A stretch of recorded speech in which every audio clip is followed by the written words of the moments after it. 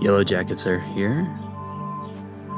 Just gotta clear the way for them if they get in your way. Aphids are back too, but we got ourselves some larvae. Ladybug larvae. We're gonna start taking care of these folks. Here's what the larvae grow up into right here. They get much larger. They eat about 20 to 30 aphids a day. You see a size comparison right here. You got a starting and a more mature.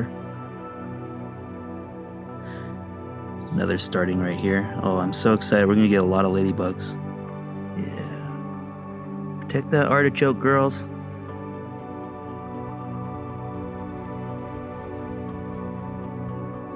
After they transform into beautiful ladybugs, then they start eating around 60 aphids a day.